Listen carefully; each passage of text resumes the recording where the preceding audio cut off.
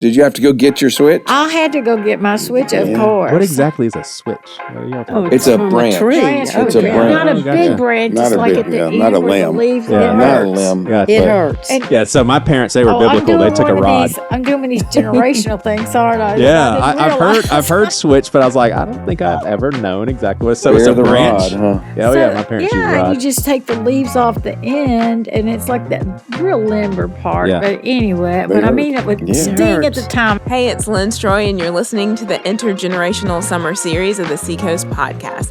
Today, we're starting our third and final topic, and it's also the last time you'll hear from Susan, Sandy, Joe, and Pastor Brian from our Boomer group. The four chime in on a variety of topics, including parenting, spanking, the necessity of college, what drives career choice, status, and safety. We also quiz each group and play some music, not typical of their generation, to see if they can identify the artist of these popular songs. These four, who have lived more life than the rest of our groups, leave all of us with some life advice. Next week, Gen Z, and then closing things out will be our hybrid Gen X and Millennial group. Thanks for listening to this intergenerational summer series of the Seacoast podcast. Now, here's our three boomers and our one member of the silent generation. We would play draw magic circle, hide and seek, under the street light. We would play at 11 at night, and the parents would come out, and then they would do their little light, and my mom would say, Sandy, and we'd scatter all home. My dad, being an African-American father of five, trying to create a better life for his kids in the South with all the social pressures that were there. In my 30s, I came to recognize that he did the best he could with what he was working with. I wanted, when I had a family, to make sure every time I saw my children to tell them I love them. And I do that to this day. I see them, I hug them. It's something that I knew I had missed.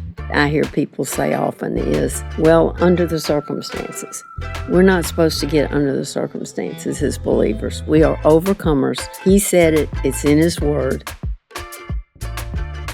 All right, well, we are wrapping up the summer series in that we are beginning the third wave of conversation, and we're kicking it off with the boomers and silent generation. Today, we are going to talk a variety of different topics, from parenting to careers to spanking to college education. And thank you guys for listening. I'll tell you four that once we're going to have a good little bit of fun here. I'm going to play some music that I'm curious as to whether or not you're familiar with the actual artists. My generation would know just like that. I'm curious what you guys will. And we're going to play Gen Z, the same three songs. And my guess is that you four and Gen Z will not know who these songs are, but I could be wrong. We're going to do another fun activity. I'm going to read what an Instagram post said was very common slang and fun words that your generation used, as well as y'all's generation, and I want to hear y'all's feedback whether or not it's legit. Cool. Okay. And whether or not you can validate it. But once we get into the meat of this conversation, more than any other episode, I'm going to challenge you guys and leave the door open for me to even dictate the flow of conversation. We've got a lot to cover, and we all need to be a little more concise. I do not mind if these episodes are a little bit longer, because it's summer. Everybody, they need some audio for their road trips. Everybody's chilling at the pool. So these episodes will be a good bit longer, but this one could be really long. We're going to need to button up a little bit, but good.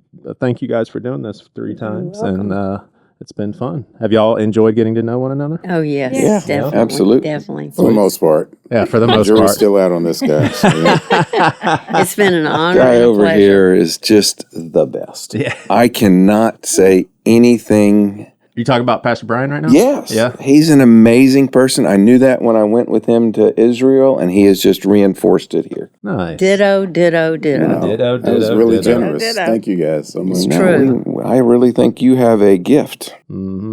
Yeah, I definitely want to get him in the studio a little bit more often. I think so. Here, I had a theory going into this series, and I'm curious what you guys think. I don't think that the discrepancies from generation to, I don't think there's really generational discrepancies as much as there's just cultural upbringing and background. That's except for maybe technology and just how I think it's clear how it's perceived and how it's readily embraced by younger generations, maybe more so than older generations. It seems like everything else is just a matter of background, more so than generational. But maybe I'll have a different take on it once I actually listen to all the audios through. But do y'all feel that way? It's more of a upbringing background thing than it is generational? I guess if that includes values, yeah, I'd say yes. And I think it does include values. So I think that's probably where I anchor is in the difference exists. And I look at the men that I talk to in the church mostly, and it's like, okay, I wouldn't put as much emphasis on this particular thing, that they're talking about as they do. But, I grew up in a different era, so I think that's where it kind of works out for me. Yeah. We're going to play 3 songs back to back to back. Here's what we're going to do is if you feel like you know who the artist is, just kind of put your hand up, but don't say anything. All right. And then it's only a 15-second clip. Again, my generation would know right away. And this isn't to denigrate y'all's inability. I don't know my generations, my kids' generations when they play songs. I'm like, who is that? I don't He's know. just doing it. So it's not to make sport of you guys. I think it is. Whenever you apologize It's not for making something sport. before you do it, You're being set up. I we didn't know you're apologize. being set. I didn't You said I'm not denigrating you. Right, I'm not making sport of you guys. It's Okay, an well, see, that's what I'm. experiment. What do you? It's an How did you feel when he said that? I thought he was setting us up. I thought he was setting us up too. I take it it's not going to be Elvis. No. Go ahead, Caitlin, play the first song.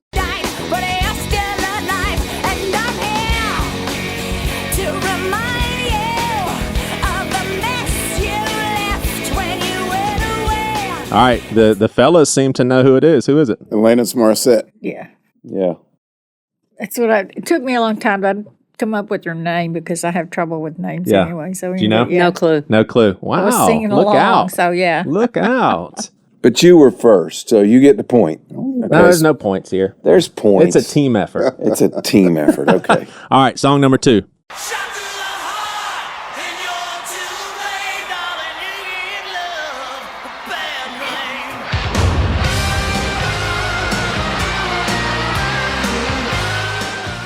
I could sing that song. I All can right. sing that song. No forget clue who the the artist artist. is? No, I can't. Are you familiar with that song at all? You heard it before? Has a good beat. It has a good beat, and you could sing it, but you don't know who it I is. can't remember right now. Brian, who is it? Bon Jovi. Boom, Bon John Bon Jovi. Jovi. John Bon I do Jovi. Straight know who through the that heart. is. Yeah, yeah, and that also living on a prayer. Oh, we're halfway there. Oh, okay. All right, that's childhood for me. That's childhood. This next song is teenage years. Go ahead, Caitlin.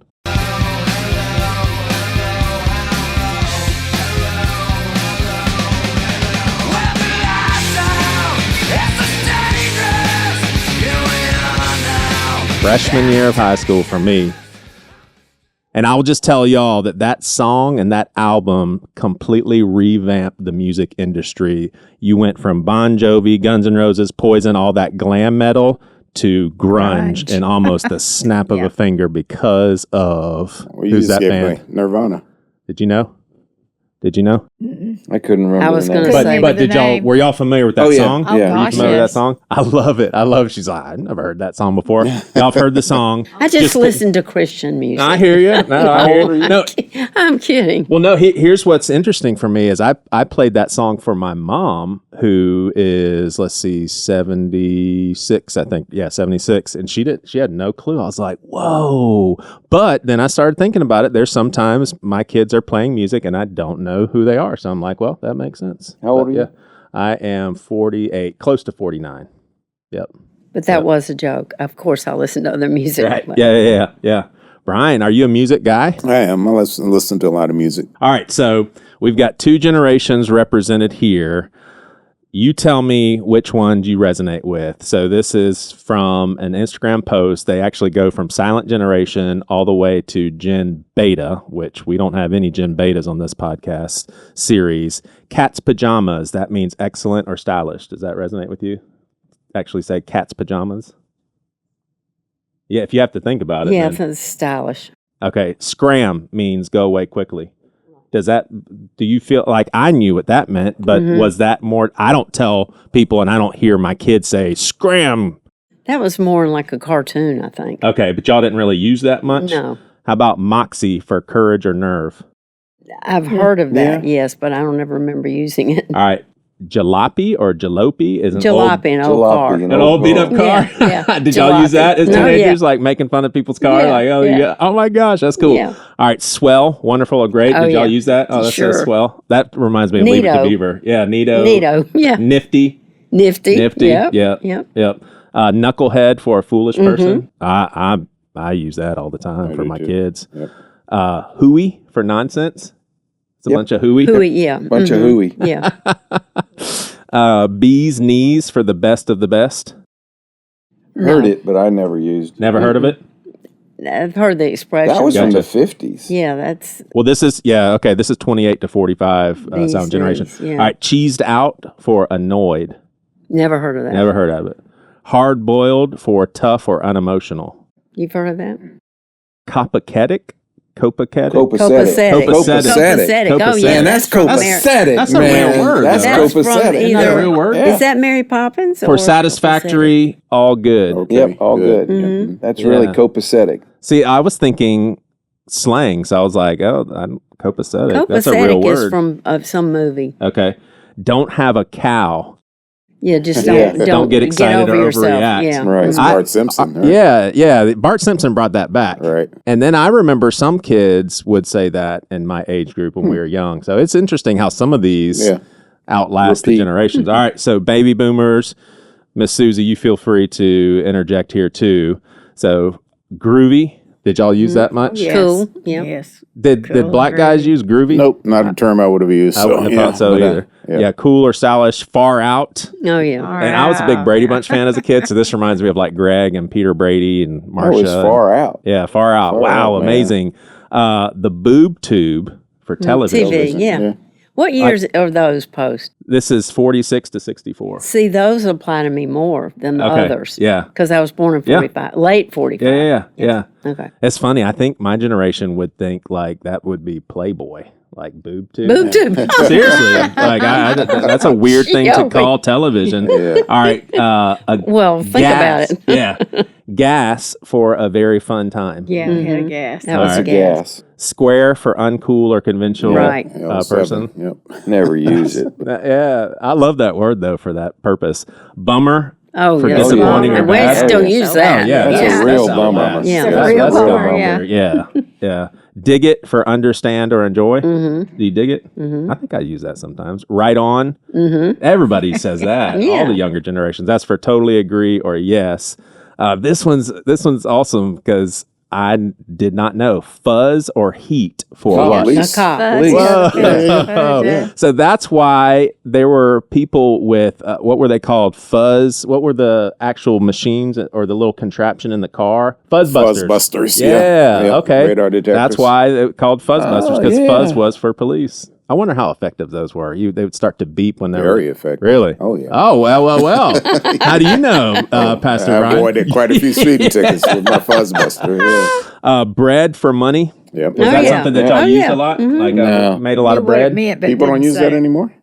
I mean, I think a lot of people would know what it means, but I don't think we use it. I guess that the much. younger generation is more likely to say cheese. Yeah. All right. Threads for stylish clothing. Clothes. Mhm. Yeah. Y'all know that. Y'all know what it is now. Drip. Yeah. Oh, I like that. Drip. Yep. Yeah. I like Drip? that drip. Drip they and call it fit. drip. Yeah, they talk Drip about Thank the you. fit. It's good to Fit. know from Yeah. my, For from outfit. my, Yeah. from my granddaughter, Yeah. I teenager. like the I fit. will know It's- something. And then like and then outfit. instead of scram, it's split. Yeah. To leave a place fast is a Heard her split. say that, yeah. All right. That was fun. All right. Thank you guys for that thought experiment. Did you have fun with that, Joe? It was great, man. You did, yeah? It was amazing. You liked it? Real All right. cultural It was lessons and copacetic. enlightenment. Yeah. taking place there. Copacetic. Yeah, it was all It was very copacetic. I'm so embarrassed. I was like, Copacetic. Copacetic. Copacetic.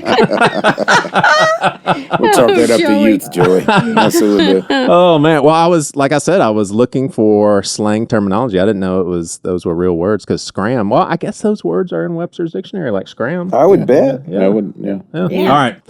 Into the meat of the subject areas. First question: These are all quick takes, and they'll all be a challenge to make them quick takes. Do you think that younger generations are progressing society in a healthy way, or is society digressing because of the youngsters? And if it's a mixed bag to you, then give me some valuable contributions and then maybe some setbacks they are presenting. Okay. Well, I think that it's not that the young people are digressing society. I think society's just moving so fast and changing so much that they're more heavily influenced about the things that are around them than we were. I grew up in a small town too, so, they didn't have, we didn't have TV till when? I didn't grow up with technology. Right. And there's so many just from your age down has grown up with technology. And I just think that's what has changed things is they're just so wide open to things that we never were. Mm-hmm. But I think each older generation likes to blame things, not blame things, but like say, oh man, those kids are doing such and such and such and such. You know what I mean? Mm-hmm. And I think that I really don't think that they're digressing. I think that we will be amazed with what they'll do to pull through with it because I think their values are. Don't think people's values are basically changing. I just think we'll be amazed what they pull through with it and pull out of it because they'll take the good with all the change and change it as they grow on. But it's hard to be a young person and all this going on. Yeah. I mean, I just know just as a teacher, the change in concentration. I mean, I had to change the way I taught because attention spans just changed after technology. But anyway, I'll hush. But that's my take on it. Mm-hmm. It's interesting because I think that all generations could be seen as digressing society. You boomers were the hippie generation. And I think a lot of people were just like, oh my gosh, what in the world is happening to our youngsters? And obviously y'all brought a lot of contributions. So it may be careful, just... I was hippie. yeah. I mean, it may be more of the... It's easy to look at youth and immaturity. We would all consider ourselves immature at that age because once you get far beyond it, it's just like, yeah, I was a kid. So it's easy to label youth as making bad contributions, but it may just because it's youth, Yeah. This is one of those questions that makes me feel like a curmudgeon. I think it's a mixed bag, but I think it's our fault. I think the demands or the expectations our parents put on us are very different than the ones we put on our kids. I think we probably didn't hold them as accountable as we were held, for progress and for doing well, performing, doing that. I don't mean performing in a performative sense. I mean performing as in getting good grades, staying out of trouble, those kinds of things. I think was that a backlash to how strict your parents were? You're just like, I don't want to be like my parents. They were too hardcore. I'd like to think it wasn't. I think it was us wanting our kids to have an easier life than we had. I know that was my case. I didn't want them to struggle as much as I had to, but I think there's something about the struggle that helps people develop and grow and become, full, conscious, contributing adults. So I think it's a mixed bag, and I think we're to blame. Interesting. Yeah. Interesting. I think that society's technology advances have challenged our children at this point. Yep. And the reason it's challenged is because, I remember being punished by my mother by being sat in the hallway next to the encyclopedias. Well, she knew I couldn't just sit there and do nothing, so I would pull out the encyclopedias and read them. Today, with this instant generation, there's too much instant gratification. There's too much microwave gratification. You can find anything you want to know on Gemini, Google, X, Grok, whatever.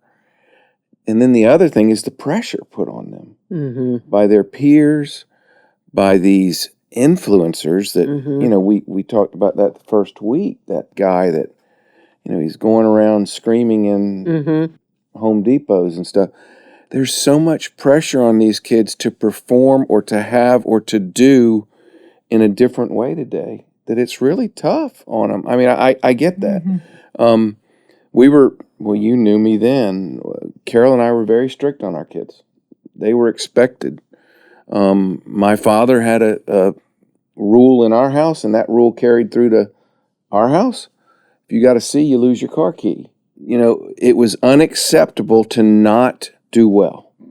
Yeah. And I guess maybe that's too much pressure, or maybe it's not. It depends on what their capabilities were. If you knew what they're capable of. And I guess that's probably very true. Mm-hmm. It depended on capabilities for each individual child today, but we pushed for excellence. And now we've got, a doctor of nurse practitioner and a money manager. They're very happy in their lifestyle. They're happily married. My son married his high school sweetheart, first girl he ever kissed. So, but I think it's tougher on the kids today. It's just so much pressure to be and to do the things that aren't real. It all started, I think, with not even Facebook. What was that one before Facebook? MySpace. Yeah. Where everybody, look at me, look at me, look at me, look at what I'm doing. And then you're feeling less than. Mm-hmm. And I think that Jesus is the only answer, honestly. I mean, I thought about that question and I said, you know what? Bottom line is everybody needs to keep their eye on Jesus and listen to what Jesus tells you to do, not what the world tells you to do. So, before MySpace, it was classmates.com. But to get all of the use out of it, you actually had to subscribe. You had to pay for it. And I know classmates.com were like, oh my gosh, we should have just made it free. Look what Facebook did. Right. But I totally remember. And then you were talking about a microwave society that the kids are growing up. I remember in college, so I was into a lot of underground music, and we'd get the catalog in the mail, and then I'd write a check. I'd fill out what CDs I wanted. Right. And then for some of these indie rock labels, I'd be like, I hope I get this. Like, I hope they cash the check and send the CD in the mail. Right. But I'm like, I don't know if I will. And I don't know how long I'm going to have to wait. Where now it's like, oh, there's a new album out. Just click. Listen to it right now. There you go. It's crazy. Mm-hmm. What do you think? I agree with Brian. I think it's a mixed bag. But I also agree with Joe that I think the answer is Jesus, and it could be that's why we're seeing so many revivals on college campuses. And it's the technology has really, I think, done more of a disservice because they're so easily influenced by the influencers or by social media, TV, TikTok, the internet, AI. It just goes on. And it is that to me puts a lot of pressure on you. You just can't. You can't escape it if you're gonna. I guess you can, but you really have to. You have to know who you are, but you also have to know who you are not. And I think a lot of that goes back to the parents. It's tough today to be a kid, I would think. Mm-hmm. It's just our society has changed so much. And yet I know that when we were growing up, our parents probably thought, oh, no, I can remember my father thinking Elvis Presley was straight from the devil, I guess. Yeah, seen on Forrest Gump as when he was a young kid. His mom was like, "Don't look at that. Don't look at him dancing like that." I know. So, Forrest Gump's mom would be appalled by what's on TV now. That's right. Well, you remember when I was watching TV, the bedroom door closed and there was music. I mean, that was at the movies, and that was it. Or the mom and dad had twin beds, and they showed them made up. There was anyway. Yeah. It's just society's changed so much. So I do think it's a mixed bag. And yet I also see so many young people. And it's encouraging to me to come to Mount Pleasant, Seacoast, to see all the young people. Mm-hmm. It's just like, wow, there's hope. Yeah, apparently, and I'm seeing more and more, Gen Z is spiking in church attendance. Yes. That the millennials, we saw a big time decrease in Gen X and millennials, and Gen Z, it's an opposite trend. It's very interesting. I don't know how, in depth the research is, but I see it all the time now. Maybe that's the new counterculture. Maybe that's where the solution comes from. There's a revival among the young folks that make that happen. Mm-hmm. You had the Jesus movement within the hippie movement. Exactly. That's exactly right. Yeah. All right, so real life scenario. I saw this played out, and I try not to be judgmental as a parent because I sure as heck didn't do a a perfect job, and I'm still in the throes of parenting. My youngest is a teenager, so I'm definitely in a different stage. But this to me feels like the ABCs of parenting and what you do not do. So I actually see this play out all the time in public, sometimes with people I know, love, and respect. But a kid will be doing something. I'll use a specific example. So let's say my kid is 7 and you and I are having a conversation and they're just messing with you. They're jumping on your back and they're choosing this time to roughhouse with Mr. Joe while he's talking to Dad. And I look at him and I say, son, leave him alone. Get off of his back. No, I don't want to. Okay. Well, if Joe tells you to get off his back, then you need to listen to him. So basically, I told my son, I saw this happen before. It wasn't me, but I told my son, making sure y'all know this isn't me, told my son to get off your back. He says no. And so I'm like, I give him an amend. Okay. You said no. Okay. Well, if he tells you, I'm like, are you kidding me? I see this happen all the time. Like a kid doing something at Chick-fil-A and a parent says, stop doing that. The kid's like, I'm not going to stop. And the parent doesn't respond with, I'm not giving you a choice. I'm not. So is this am I off my rocker to think that's just insane parenting? I said that I'm not trying to be judgmental, but it's coming out of me. I'm sorry. Like I remember a time, and this is a super interesting scenario because Gwenny was probably 2 years old and she was the best fit thrower for sure. Well, her and Waylon, best fit throwers. She was in Target and she was having a meltdown. So I'm like, you're not going to disrupt Target like this because you're being very loud and you're not going to get your way. So, I mean, I pretty much pick her up almost by the waist and I'm taking her out of Target. And y'all, listen, this is what bothered me. She kept saying, I want my mommy. I want my mommy. Not one person stopped me. Like somebody should have stopped and said, hey, is this your daughter? Can we see her mom? Right. And I was like, oh my gosh, I just walked out of the store with a little girl saying, I want my mommy. But kids can't, at that age, kids cannot get away with saying, I'm going to have my way and I'm not going to listen to you. I'm assuming that you guys are on the same page with me on this. I am absolutely on the same page with you on that. I got a great dog out of a situation like that. What? Yeah. This 3-year-old girl went with her mother to visit a friend in the neighborhood, and they had this beautiful golden retriever. I mean, Champion was a great dog. She started jumping on the dog's tail. Oh, boy. And the dog was very, it's a golden retriever. It's very well-mannered, gentle. Leaser, yeah. And the dog finally went, "Rrr." And the mother goes, now, sweetie, stop doing that. The dog doesn't like that. Child wouldn't stop. Ruff. It's a retriever, man. That's a big deal. Did it again. And he turned and chomped on her. She ended up in the ER. She ended up with 50 teeny, tiny little stitches from a plastic surgeon that was probably the best. It was 2 lawyers, by the way, which is kind of interesting. Seriously. Wow. And 2 lawyers' wives. And the decision was the dog had to leave the neighborhood. And so it became your dog. And it became my dog. Great dog. But I thought that was so dumb. And that was 30 years ago. Now, sweetie, don't do that. The dog doesn't know. I'd have snatched that child up like you did. And there's so many reasons for this. One being when you're in a parking lot and there's cars around, you want to be able to have I'll call it the power over your kid to say, stop, come here, and they listen for their safety. Matter of life and death in those situations. I mean, that's just one example of why you need to be able to have control in some, and I've told parents that my goal, when they're newborns, it's like you have complete control. They can't do anything on their own. And as they get older, you want to have less control and more influence. By the time they're 18, you don't have any control. If they're off at college, they can do whatever they want. But if you did your job right, you have influence in their life. But that's a dramatic change that's taking place. I grew up in the era when children were to be seen and not heard. We were told that a lot, right?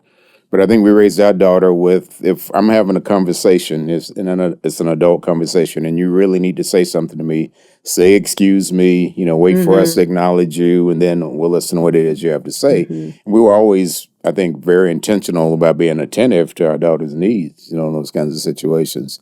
But never would she jump in the middle of a conversation and disrupt it like a lot of kids tend to do these days, and so I think there was a transition between my era and the one that our daughter grew up in, and I think it's gone more in that direction as time is going on. Now kids don't know the limitations and the boundaries around those kinds of things. So you resonate with this. My dad and my uncle, they could not speak at the dinner table. They had to stare at their parents and wait to be noticed. Wow. And then their parents would say, "Oh, do you have something that you want to say?" Cool. That's a little too strict in my opinion. Hey, that's the seen and not heard thing. That's what we grew up Seen with. and not But heard. you've got a parent, there's 4 feet of snow on the ground. It's 20 degrees. And you've got a parent saying to the child, do you want to wear the red coat or do you want to wear the blue coat? I don't want to wear a coat.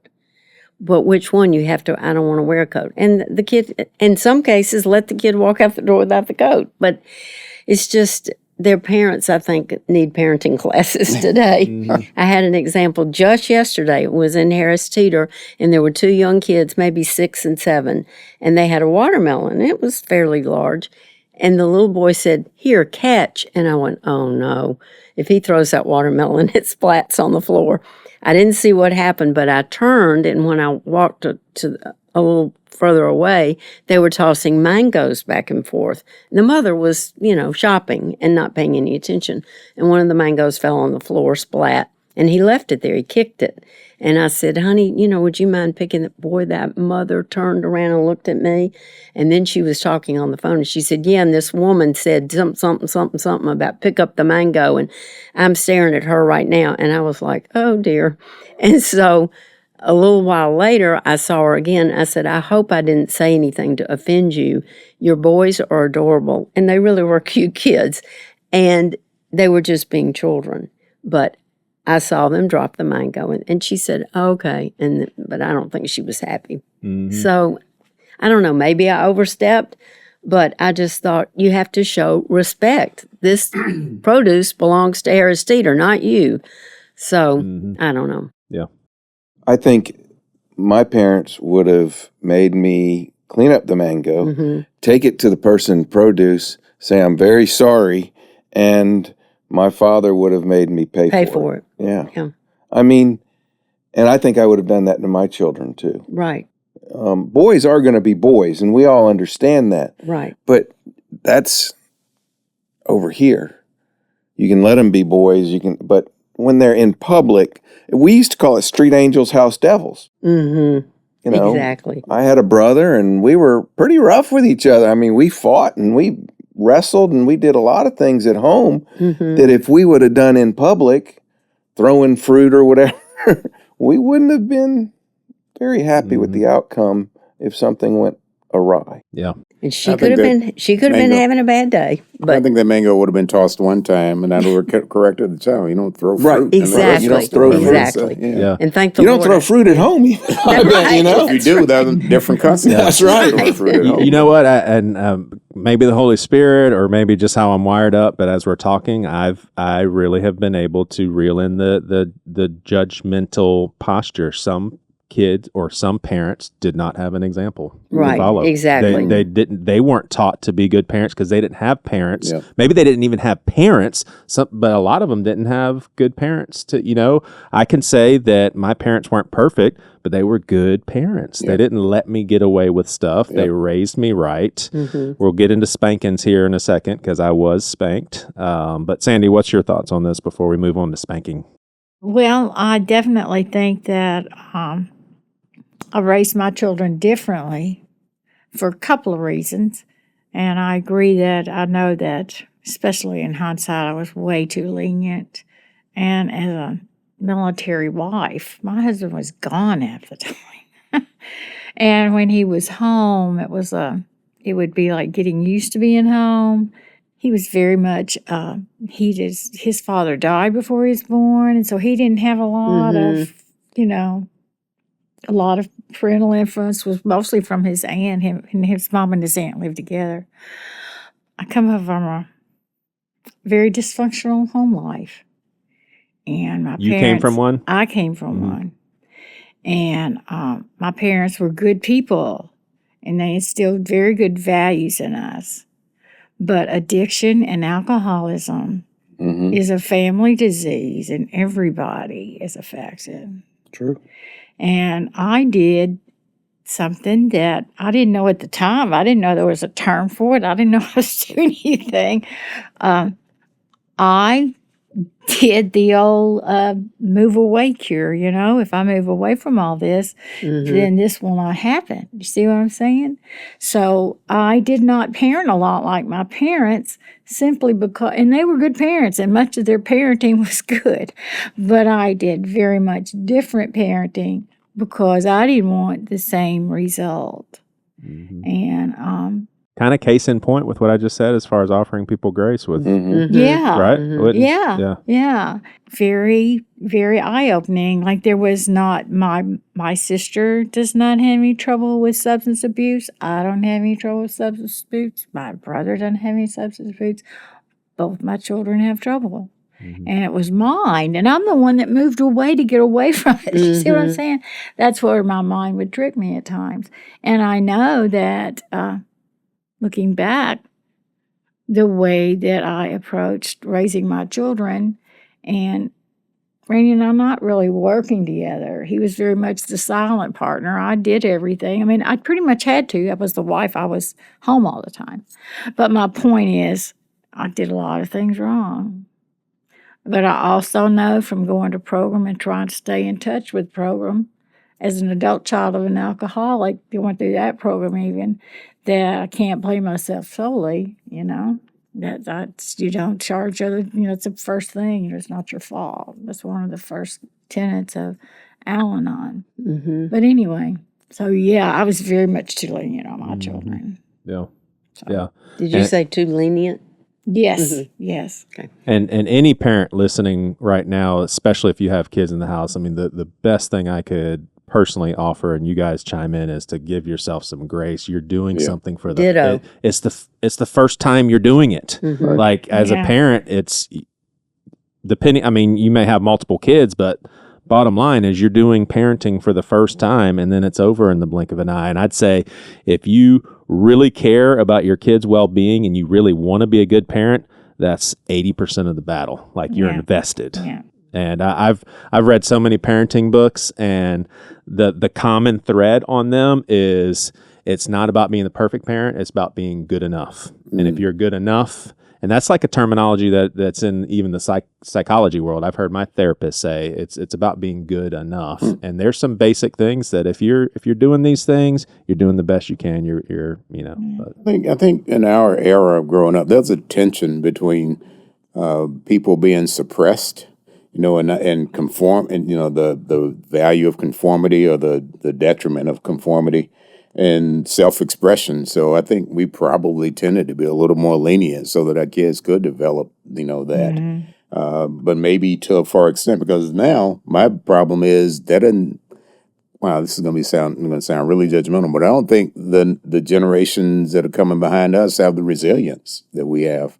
We had to overcome, some things and grow the muscles associated with them in order to deal with a lot of different situations. And I don't know if the generations following have that capability or had to really face that, So I think there's a trade-off. I think we're always in transition. It's evolution things taking place, and, God's in control. We're going to trust him that he's going to make everything okay. Yeah. Were y'all's parents, would you say they were more emotionally disconnected and cold?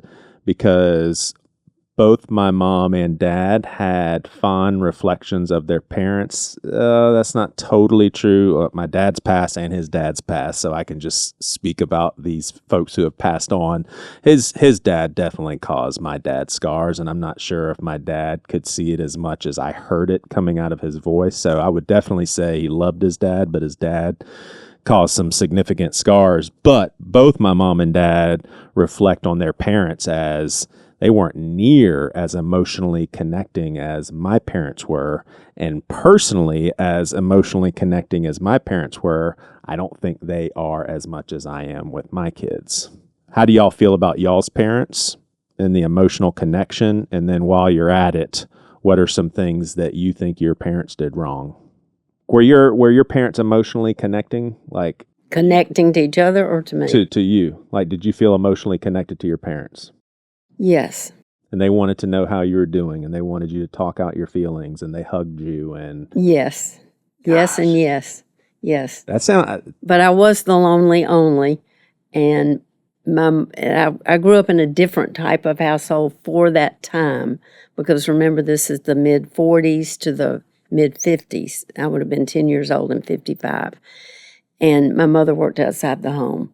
That was unheard of. Oh yeah, Just unheard of. gosh. And so the lady that I mentioned last week, who was the helper in our home, she was with me 5 days a week from morning till night.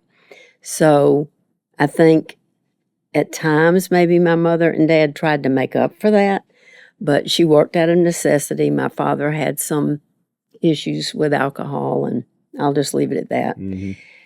And so it was just a different kind of household because she was not there. So, but yes, I think they were very invested in me and taking care of me and making sure I had clothes to wear and went to church and all of that. And you felt emotionally connected. That's I did. That's just eye opening to Very- me, because yeah. that seems to be uncommon for your generation Right. of childhood. But very close. And it Yeah. maybe have something to do with being the only child. Yeah. But, I mean, so technically, we were a family of three.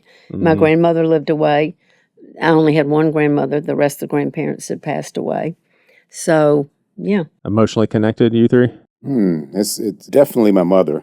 You know, here I'm the youngest of five. I was the youngest of five. I had two siblings pass away. My parents are both gone. So I think my parents were tired by the time I came along.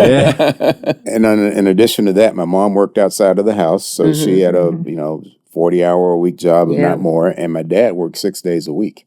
Wow. So I was raised. I mean, my parents are very active in my life, but I was raised by my siblings to a large degree.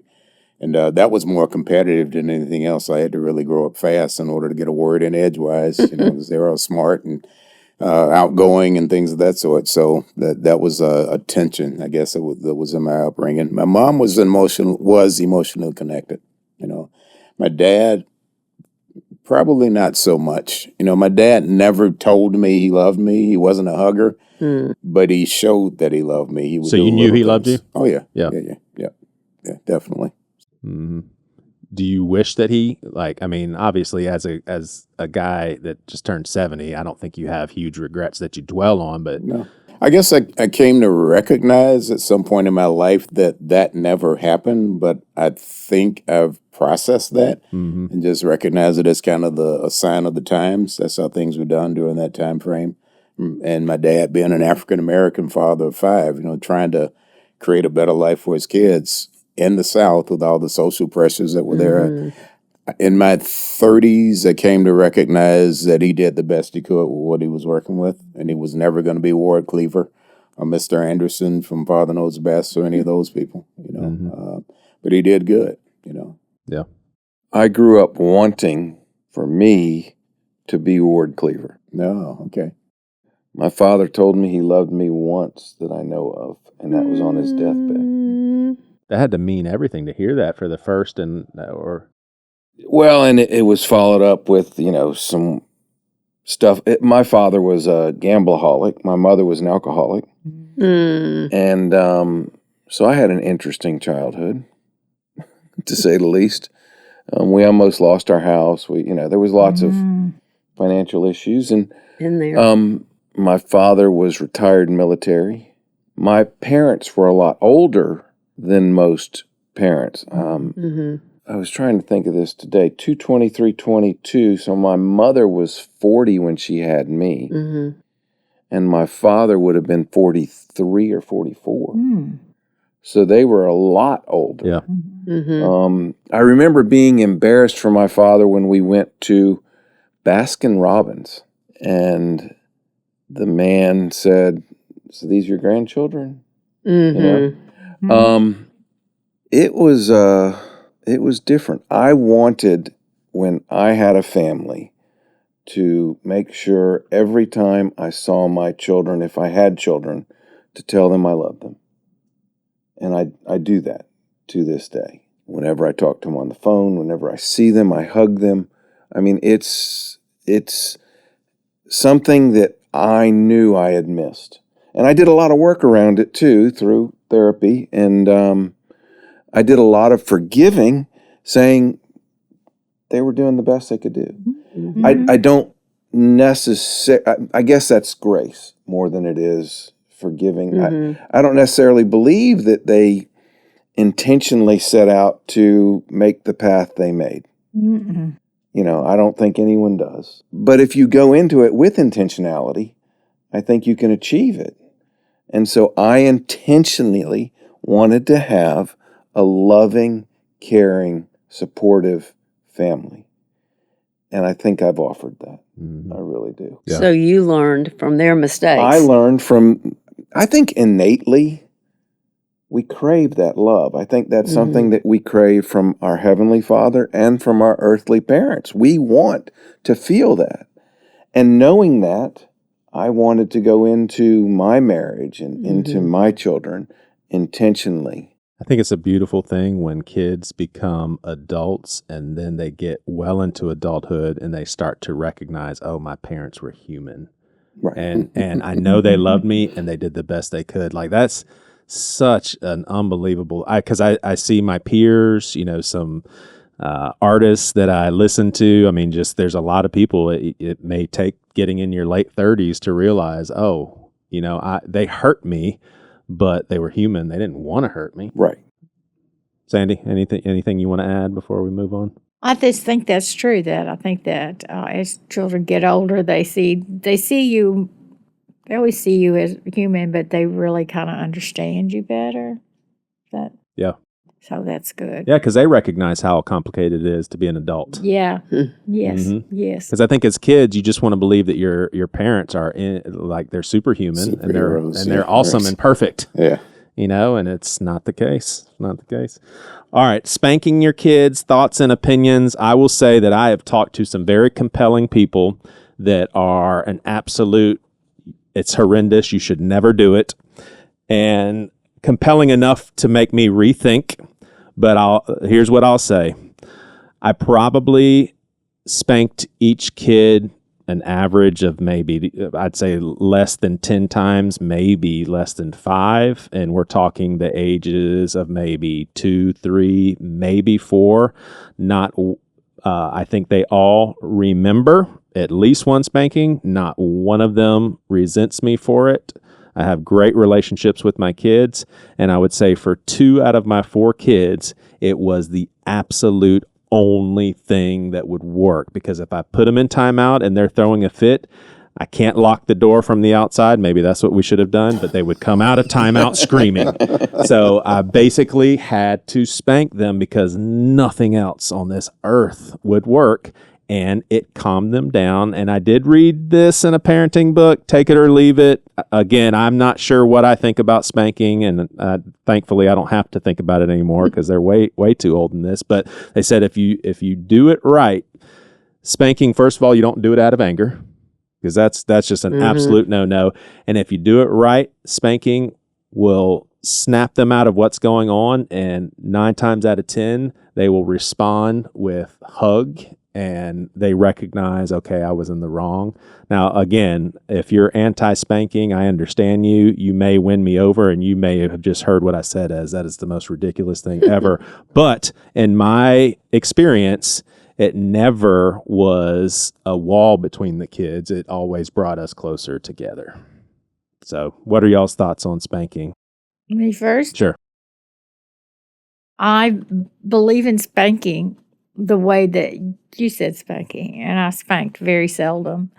But I had 2 rambunctious boys, both later diagnosed ADD in their 20s, as a matter of fact. But the thing is, that was, timeout. I can remember sitting in timeout, and I remember running out and we'd run back right back in, that sort of thing. So I can relate to mine. When I was growing up, my mother, I would be switched just really quick. She'd be aggravated, and then she'd switch you, and she would switch your legs on fire. Okay? I mean, not that I shouldn't say it that way. Did she It's make not you like pick your own she switch? I was Yeah, thinking the man. same question. Did you have to go get your switch? I had to go get my switch, of Yeah. course. What exactly is a switch? What are y'all talking about? It's a from branch. tree. Branch, It's a branch. branch. Not a Oh, gotcha. big branch, Not just a like big- at the yeah, end not a where the limb. leaves Yeah. it Not a hurts. limb. Gotcha. It hurts. And- Yeah, so my parents, they were I'm biblical. They doing took a one of rod. I'm doing one of these generational things, aren't I? Yeah, I didn't I've realize. heard switch, but I was like, I don't think I've ever known exactly what. So it's Bear a the branch. rod, huh? Yeah, So, my parents used yeah, and rod. you just take the leaves off the end, and it's like that real limber part. Yeah. But anyway, They but I hurt. mean, it would Yeah. It sting at the hurts. time. I mean, it didn't leave marks on me or anything. The rod did. But you know what I mean? So that, to me, that's not a beneficial type of punishment. And I never switched my children. I just thought, oh my gosh. But anyway, but my father he did it in a way that we dreaded when it would happen, but it was done the way you say.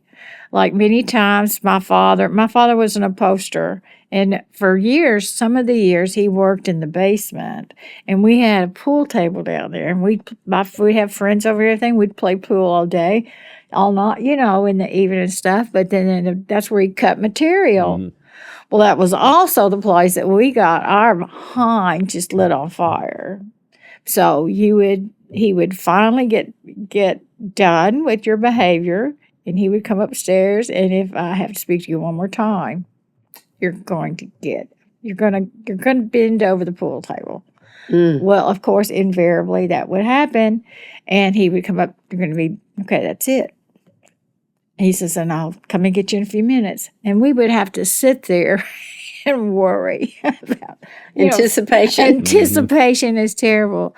So he wouldn't hit us hard. I wouldn't say he hit us hard, but we had to bend over the table, and he would use do you all remember those paddles you'd get that had the red ball on it? Mm-hmm. It Yeah. was so much fun.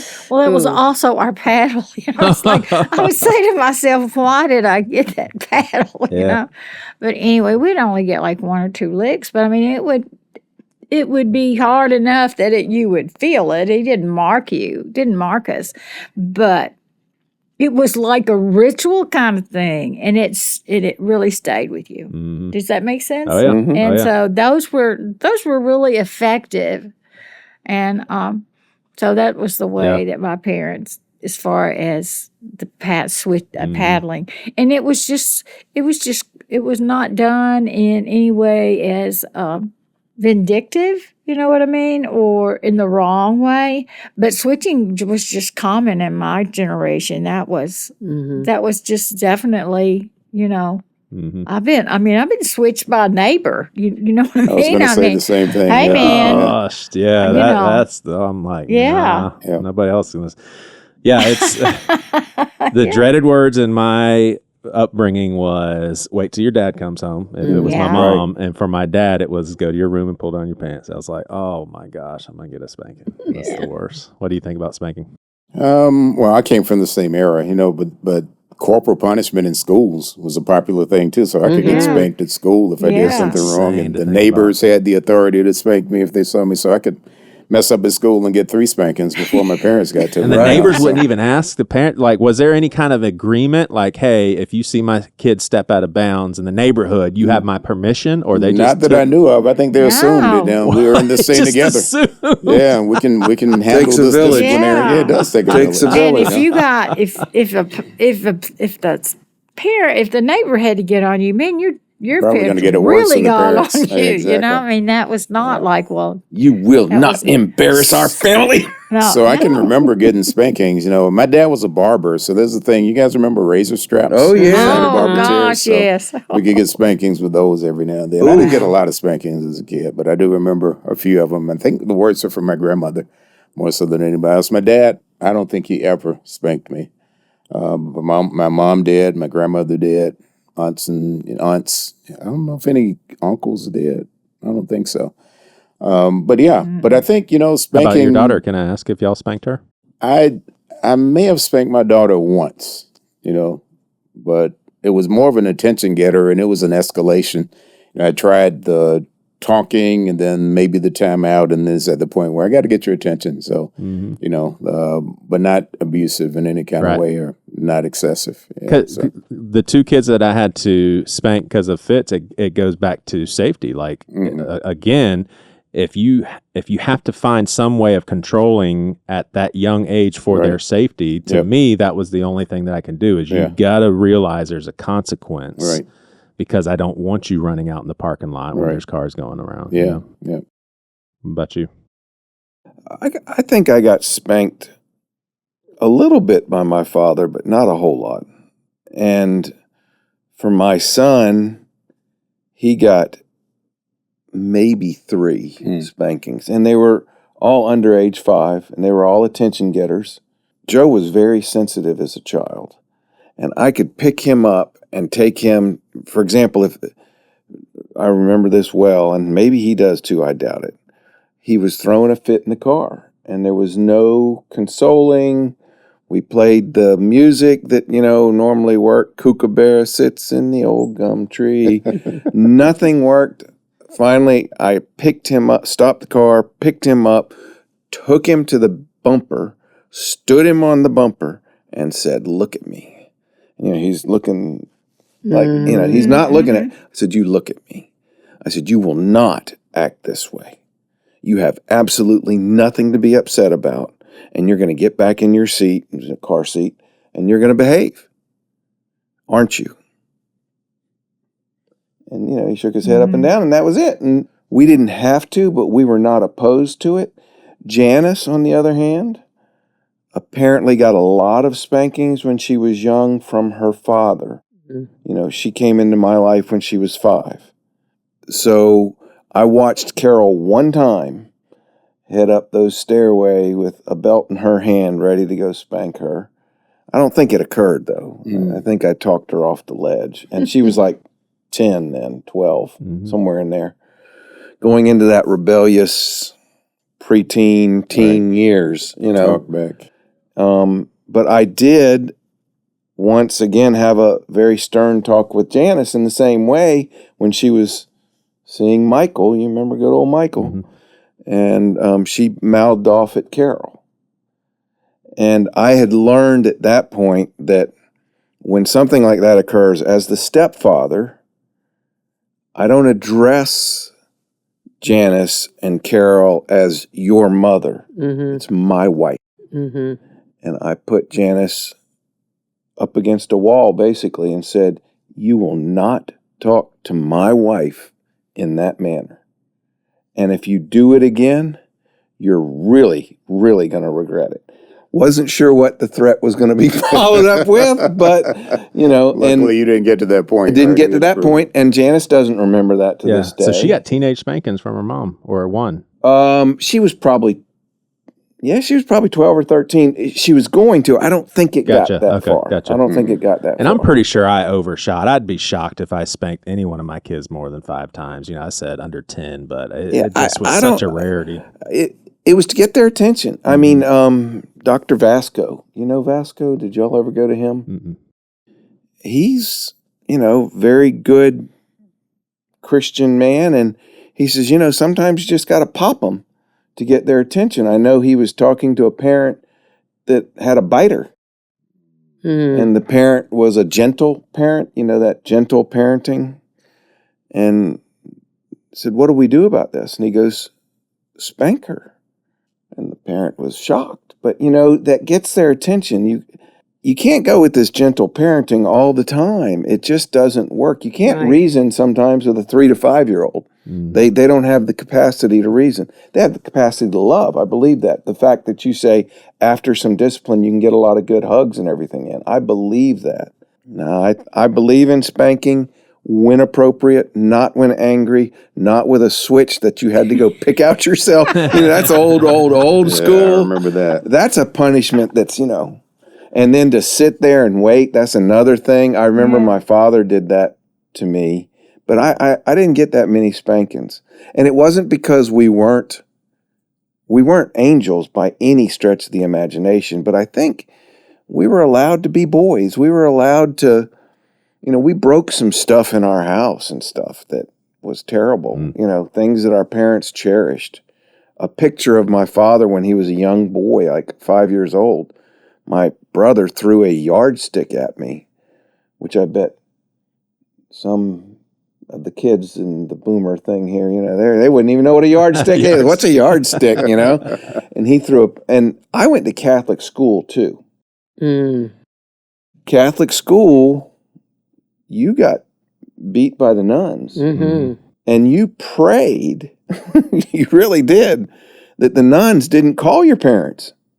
What did you do to make Sister Mary Teresa mad at you? And you got a double helping. That's right. At school and at home. You would just pray that, you got your beating at school and it was out. I watched a nun throw a pointer at a girl one day. I mean, it was rough back then. This was a tough decision for me. So my two boys, they're 2 years apart, and my youngest, he just couldn't control his emotions and his actions with his body at 2. And so he would hit his older brother, and older brother, just how soft and kind and gentle William was, especially as a kid. We had to tell William, look, we have to come together and teach your little brother that he can't do that. You've got to respond by pushing him. Like, you don't need to hit him, but when he inflicts pain on you, like it literally would make William cry, you need to push him on the ground and teach him that he can't do that. And the first time he did it, it made William cry. William pushed his brother and he says, I don't. But then he started to catch on that, we need to teach Waylon because, it was getting to be too much. Spanking, what do you think? I did spank my children when they were, I spanked my children, yes. And many times it was out of anger or frustration. Disagree with that now? I don't disagree with it now. I just wish I could do mine over again. And I probably would not spank them as often not that they didn't deserve it sometimes. Now, do you disagree with doing it out of anger? Yes. If I'm angry, yes, right, yes. Right. But I will tell you quickly, we had good friends visit us, and she was going to change her son's diaper. And he was 9 months old. 9 months. And he was all over that bed. He would not be still. He was just everything. Yeah. And she popped him on the fat part of his thigh. And my eyes got as big as saucers. I was like, oh, my gosh. This is child abuse if I've ever seen it. But she popped him one time, and that child was still. And I looked at her, and I said, what did you just do? She said, he has his diaper changed 5 or 6 times a day. He knows exactly what I want him to do. He's just showing off. He's in a different place, but it took care of it. Okay. Wow. That's great. Yeah, she got the result she wanted, and she didn't mar him for life. So, Yeah. But I do think there are times when children need to be disciplined. Right. And there's so many more ways to do it. I've since learned more effective ways, like you can tell a child, just redirect them. Now, in your case, with your son, or with, it's just, you have to know the child and you have to know the situation. But if you can just redirect their attention and get them, I remember my grandson saying one time, I had told him he couldn't have something or whatever it was. He was upset. He was probably 3 at the time. And he was crying. And I knew, and he looked at me. I just knew, this is not anything to be cry about. Right. And he looked at me and he said, do I have real tears? Exactly. So, He was working you. Yeah. Right. He was playing me for. Yeah.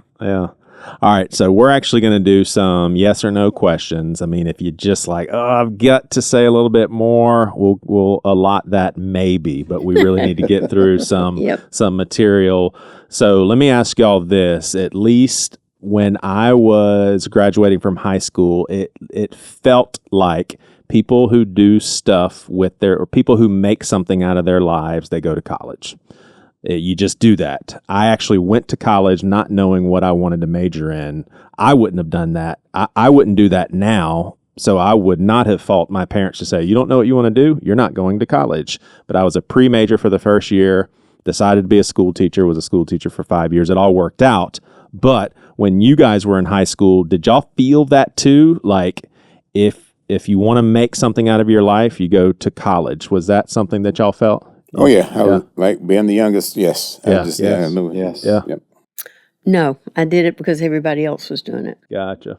Yes, I do. From very early, I wanted to be a teacher, so it's going to college. That was definite. Did it feel like if you didn't go to college, you're not really serious about life? Like your peers who didn't go to college, was that kind of like a... no, that wouldn't have bothered me, but I would have been devastated because that's just what I wanted to do. I was the first child in my family to go to college. Okay. It was either go to college or get a job, and that wasn't going to work. Yeah. And I was 17 at the time when I went to college. Obligated to go to college. I would have let my parents down if I didn't go. I was the youngest of 5, like I said before, and all the 4 before me had gone to college. So it's like, because I think nowadays kids graduating from high school, it should literally be if you know exactly what you want to do and college is a part of that process, go to college. Otherwise, there are so many different ways to make money now that you don't need college. That's just my opinion. I think the youngsters would agree, but we'll see when we talk to Gen Z. Early on, did you want to find a job that you loved or did you want to make good money? Like, seriously, what was your priority? And interestingly enough, I just read a book that basically interviewed thousands of boomers and older. And the one thing there was a lot of things they agreed on, but this was just astonishing. Every single one of them that prioritized making good money regretted it. Every single one of them that prioritized finding a job that they loved, regardless of the money they were making, did not regret it. Every single one out of thousands of interviews.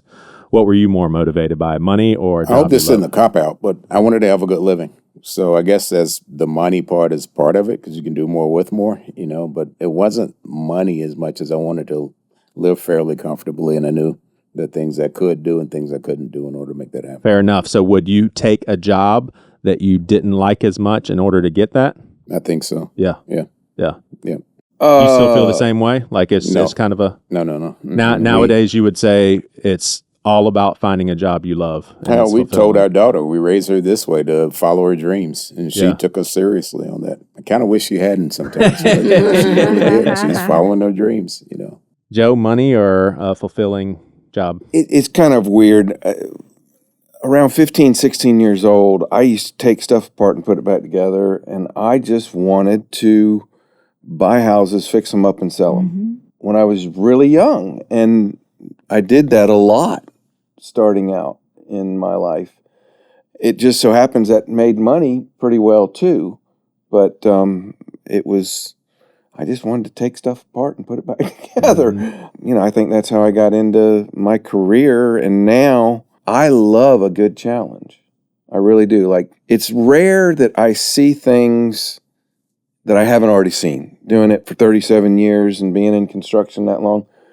So I'm still pretty intrigued by my work. Yeah. Would you do it if it wasn't lucrative? I think so. If I felt that Jesus was on my side with it, he wanted me to do this. Yeah. But I think today I listen to Jesus more. So back then I didn't listen to Jesus. I just want to take stuff apart and put it back together. And seemed like houses were the thing I started doing after Father died when I was 18 years old. My mother and I needed a new bathroom in the house. I went out and bought some tools and started cutting up the floor and looking at the plumbing, going, okay, well, this has to do like this. Do that now. And I could do that. Without YouTube?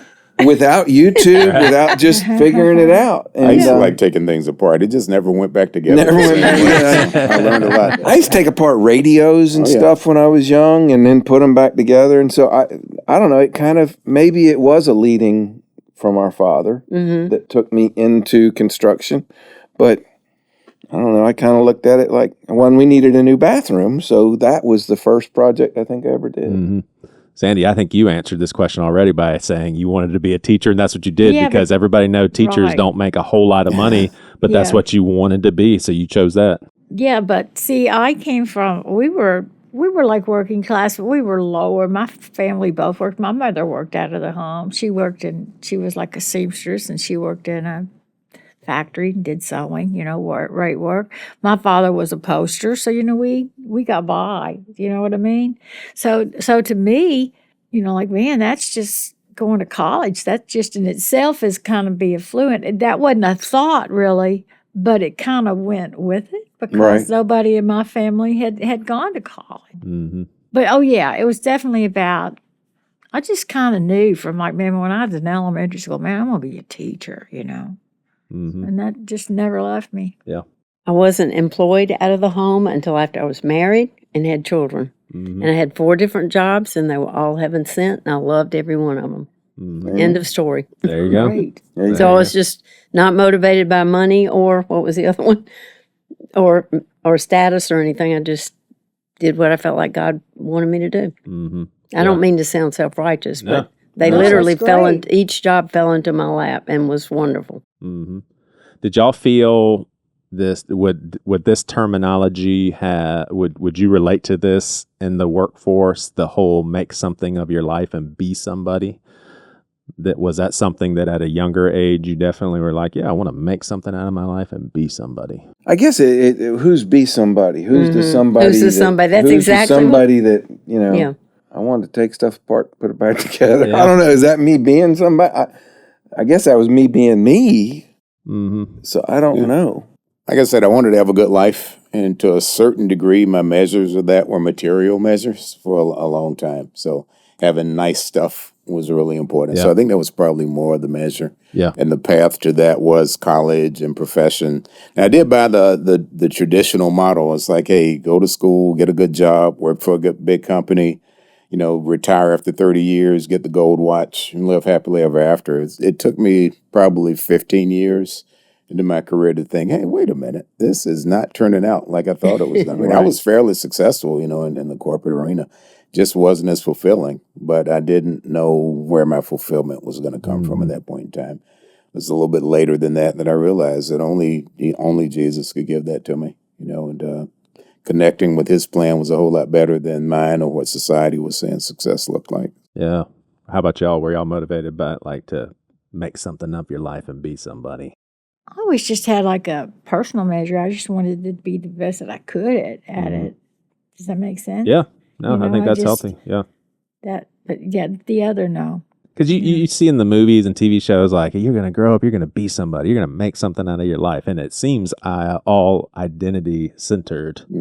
What does that mean to be somebody? Yeah, I already well, am somebody. I was a kid. I was like, somebody when I yeah. was born. Yeah. Right. I have value innately. But, Mhm. yeah. All right. Well, we'll wrap this up by talking a little bit about safety, and then you guys get to close up shop by giving 1 or 2 bits of advice for the younger generations, and we may not ask the younger generations for their advice. We'll do the summer series in 20 years and let the Gen X millennials do that. But I'll tell y'all that my mom. So I'm about 5th generation Charlestonian. My mom was a child and growing up on the peninsula, and she remembers her mom sending her about 3/4 of a mile down King Street as a 6-year-old to get groceries. That's how safe things were back then. Mm-hmm. Or what was it safer? Is it way more dangerous now? My take is that I think safety has become a little bit of a catchphrase in the sense of we prioritize it a little bit too much from a sense of some of the stuff that we do. Like, for example, kidnappings from strangers is so uncommon. I mean, it is incredibly uncommon. It just rarely happens. But as a parent of young children, I mean, that was my biggest fear. I don't want my kids to get kidnapped. And so I'm curious. And then another story, I remember going down Folly Road. It was a T-ball after the T-ball season was over, and the coaches threw all the kids in the back of the truck. We were all 4-year-olds. So we were all in the back of the truck. And then there wasn't enough room for all the coaches in the front. So a couple of them laid down on the hood of the car down Folly Road going about 45 On the hood. Yes. Wow. I just remember that as a kid. I was like, are they really on the hood?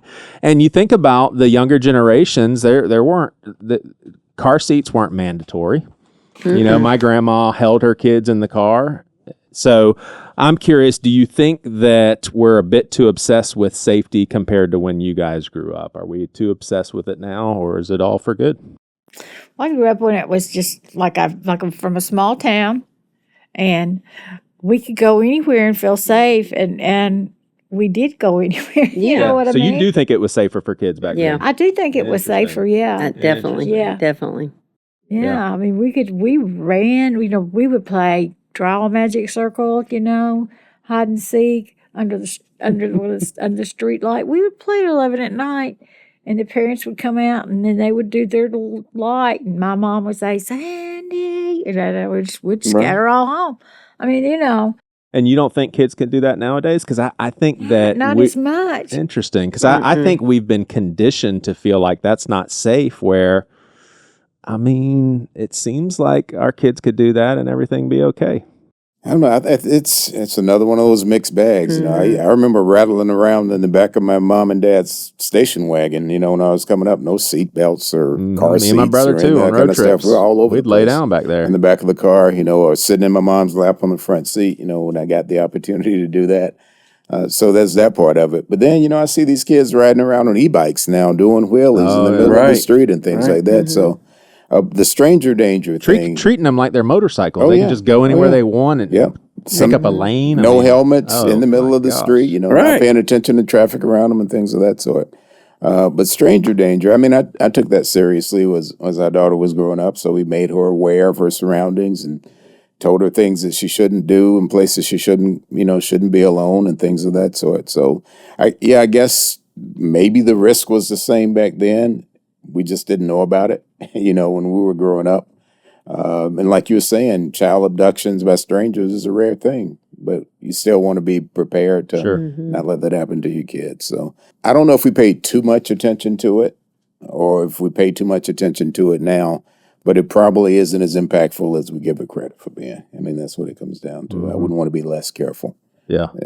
So it sounds like if you guys think it was safer back then you wouldn't see my generation of parenting and millennials, and I guess Gen Z they're going to start being parents soon if some of them aren't already at a very early age. Y'all wouldn't see it as us being obsessed with safety, but just being educationally more cautious in a good way. Well, we didn't have security guards in our churches or in our schools, and we didn't have to wear helmets, but I rode a bike as an adult, and another adult told me, it only takes one rock. Don't worry what you look like, just put the helmet on. And so I always wore a helmet as an adult, and then fell off my bike and hit the back of my head. Thank God I had on a helmet, because, I hit the back of my head on concrete. So I don't know. There again, it's a mixed bag, but I can never remember being afraid as a child to go anywhere or do anything. Yeah. But there are times now when, I had someone tell me, we were at the beach and we were going up to the mall up in Myrtle Beach, and she said, don't you dare go up there without your husband. And if you go, you should probably carry a gun. And I looked at her like, what? Yeah. And you remember when Lenox Square was open, we used to go and spend the day. Now, you can't, Gotta keep your head on a swivel for sure. It's very dangerous. I remember one of the big things that we did when I was 6, 7, 8, 9, 10 years old was riding our bikes through the mosquito truck. Remember the mosquito trucks that came through the neighborhoods, spraying? Oh, my. Riding in the mist. And we ride in the mist of the mosquito truck. Just for the heck of it? Yeah, it was fun. It was, you'd get in there and you couldn't see, and it'd be like, I don't know. Maybe that's what's wrong with me. You did that a little bit too much. Too many rides through the DEET or whatever it was back then. It was probably too much time with the mosquito Do they do trucks. that now? They do. Oh, They yeah, still do have mosquito Thank Right goodness in the we midst did. of it, but they still have mosquito trucks. Kids are smarter. They are. But yeah, I mean, So, and the cars. Yep. We had one of those station wagons that had the seats facing, out the back. Seat faced out, yeah. And, if you didn't have your seatbelt on, you'd slam up against the glass. Yeah. I think some of it's a little bit too extreme that our parents go through, that our kids today go through. My daughter had an insane fear of someone snatching her daughter. Yeah. And I'm like, sweetie, it's, I get it, but it's not like you're going to put her down in the McDonald's and leave for an hour and come back, I just don't think it happens that much. And I think we do have some sort of fear complex that's been developed. Yeah. It feels like maybe the younger generations made some progress with safety, but may worry too much and have taken it a little too far. That's well said. Maybe so. Yeah. All right. Everybody gets one or two bits of advice for all of our listeners. You guys have walked more life than all of the previous generations. That's stating the obvious.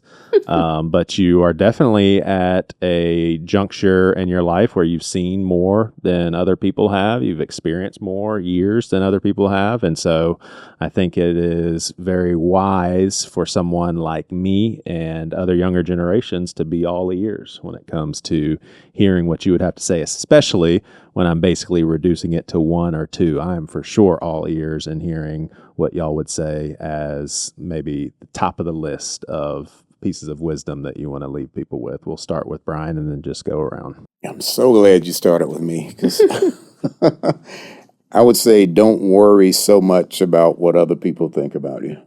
I think I spent too much time thinking about my image or what the neighbors are going to think or what my peers thought about me, and they really don't care as much as I thought they did. I would have been better served by understanding what my values were and following after those and pursuing what was really important to me and caring quite a bit less about what other people thought. Mm-hmm. Yeah. Go along with Brian on that and keep your eyes on Jesus, period. Amen. That's all you need.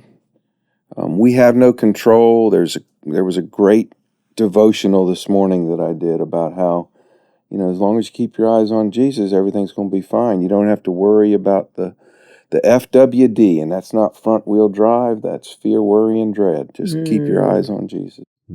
There's 3 principles that I try to live by, try to remember, and practice often. And one is, we have this saying in our family. You know how somebody will say, you say, well, how you doing? How are things going? Well, so far, And we try to say, so far, meaning that the Lord has brought us so far. And he's been faithful and he's been good. The other one is to rehearse, this is for me, to rehearse what I know about God instead of rehearsing my circumstances and why I'm anxious and why I'm upset or why I'm angry, but just rehearse what I know about God because he's in control. And the other thing that I hear people say often is, you'll ask them a question. Well, under the circumstances. We're not supposed to get under the circumstances as believers. We are overcomers. God tells us that. He said it. It's in his word. And many times in the middle of the night when I can't sleep, that's all I got is his word. And so I just keep repeating it. And I'm an overcomer. And so are you. I'll try to remember to cite you when I use that, but I will definitely be using that. Okay. Under the circumstances. Yeah. We're not supposed to be under them. Yeah. It's not original with me. I'll have to. Well, I'll still cite you. Okay. Yeah, I can't wait that this is on film so I can kind of write it down in my book. I got time to write that one down in my book. Yep. I want to say that be kind. And always try to be good to people around you and just be kind. And you don't know that it's going to come back to you.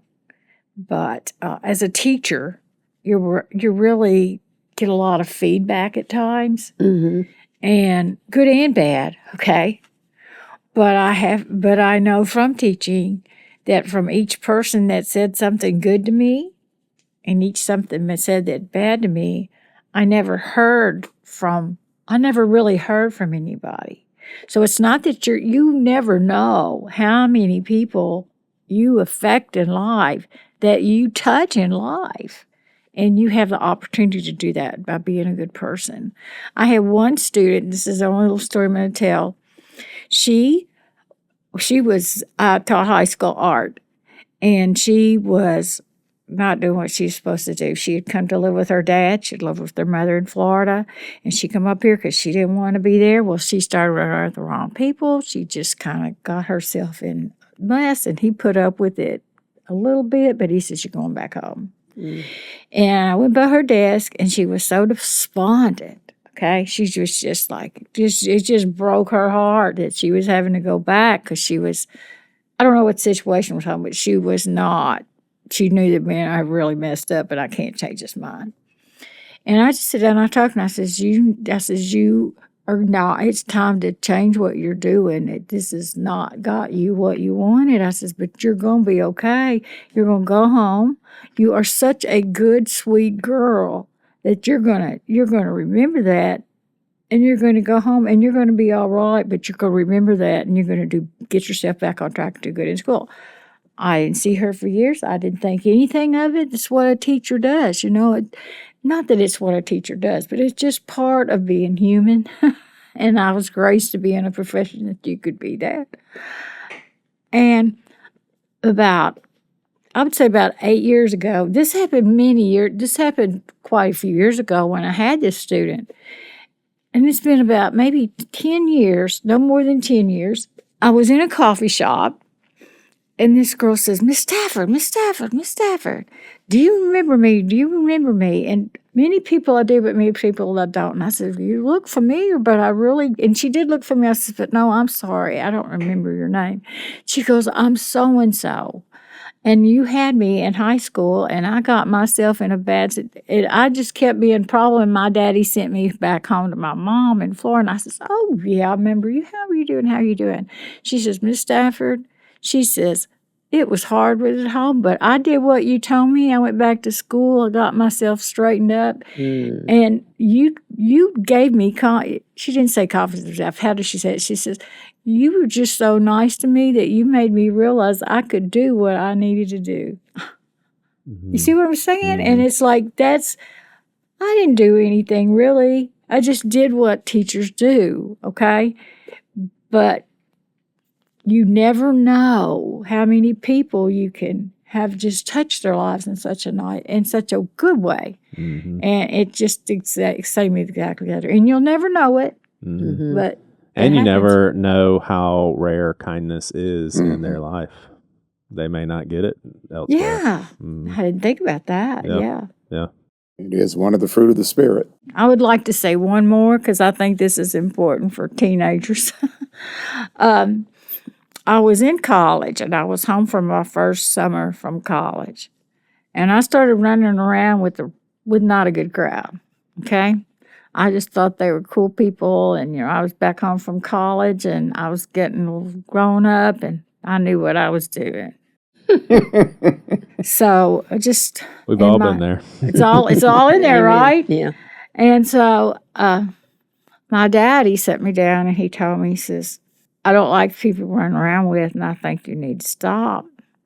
He said, you can't trust people if they're not the people that you should be running around with. He says, if people have a reputation, and it's not a good reputation, he says, Sandy, it's not always because they're just misunderstood like you think. Everybody's just misunderstood. And that was me. It is me. Mm-hmm. So anyway, he says, this is not true. He says, you run around with the wrong people. He says, but I think this time you're going to have to learn on your own. And so sure enough,